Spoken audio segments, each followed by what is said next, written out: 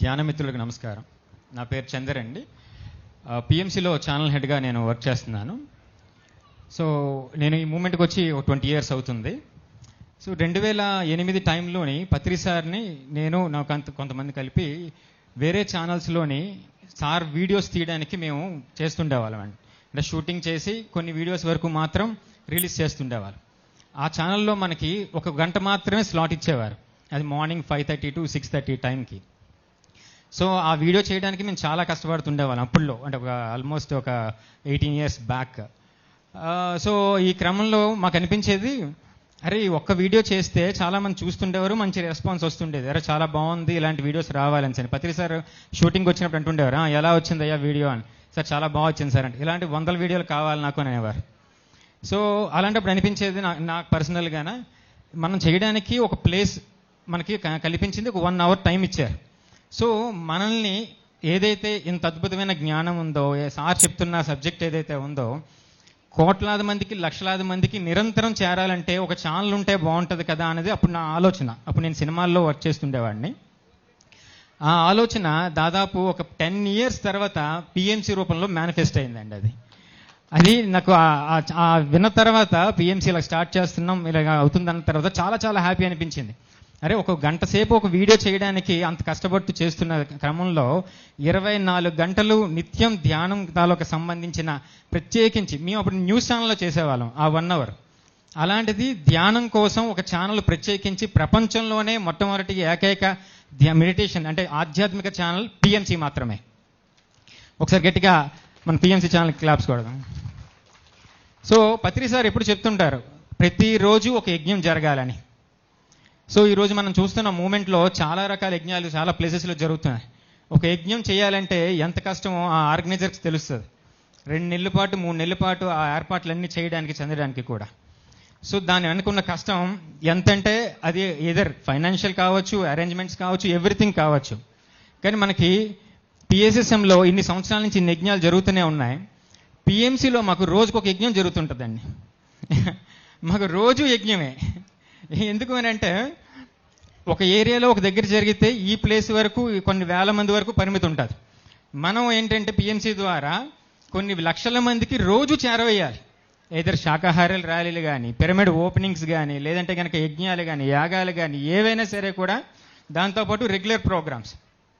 ఇప్పుడు మీరు ఇక్కడ చూస్తున్నారు కదా, ఇక్కడ ఆల్రెడీ కొంత ఎక్విప్మెంట్ వచ్చి ఇక్కడ జరుగుతుంది కదా ప్రోగ్రామ్. సో ఇలాంటి ప్రోగ్రామ్ ఈరోజు బుధ పౌర్ణమిలో 5-6 దగ్గరలో పిఎంసి కవర్ చేస్తుందండి. ఈ రోజున సేమ్ టైం ఒకటి ఇక్కడ, 2 మనకి దారపల్లి అండ్ కర్తాల్ అండ్ పేరవారం, హైదరాబాద్, ఇవన్నీ కూడా అట్ ఏ టైమ్ మనకి లైవ్ టెలికాస్ట్లో పిఎంసీలో మనం చూడగలుగుతున్నాం. మనం ఇదే ప్రదేశంలో ఉండి మీరు ఇక్కడికి వచ్చిన వ్యక్తులు కూడా చూడాలి అనుకుంటే కనుక అంత దూరం వెళ్ళాల్సిన అవసరం లేదు. మనం ఇక్కడి నుంచే అన్ని ప్రోగ్రామ్స్ని అన్నిటినీ అందరి తాలూకు మెసేజ్ని ఈ రోజున మనం పిఎంసి ద్వారా మీ అందరి సహకారం ద్వారా మనం చూడగలుగుతున్నాం. సో ఇంకా ముఖ్యంగా చెప్పాలంటే ఈ కార్యక్రమాలు ఇప్పుడు మీరు చూస్తున్నారు కదా, దాదాపు దీని వెనక 17 డిపార్ట్మెంట్లు వర్క్ చేస్తుంటాయండి. పిఎంసీలోని 17 డిపార్ట్మెంట్లు. అంటే ఇక్కడ కూర్చున్న ఈ కెమెరామెన్స్ పక్కన కూర్చున్న మన ఎక్విప్మెంటే కాదు, దీని వెనక ఆఫీస్ నుంచి ఇక్కడ నుంచి లైవ్ టెలికాస్ట్ జరిగితే కనుక ప్రోగ్రామ్ ప్రొడ్యూసర్స్ వర్క్ చేస్తుంటారు, గ్రాఫిక్ డిజైనర్స్ వర్క్ చేస్తుంటారు, ఎడిటర్స్ వర్క్ చేస్తుంటారు, నెక్స్ట్ అలాగే యాంకర్స్ వర్క్ చేస్తుంటారు, న్యూస్ డిపార్ట్మెంట్ వర్క్ చేస్తుంటారు. సో ఈ టెక్నికల్ డిపార్ట్మెంట్స్ 10 అయితే ఇంకొక 4-5 డిపార్ట్మెంట్స్ మన నాన్ టెక్నికల్ డిపార్ట్మెంట్స్ ఉంటాయి, అడ్మిన్స్, ఇవన్నీ సెక్షన్స్ కూడా.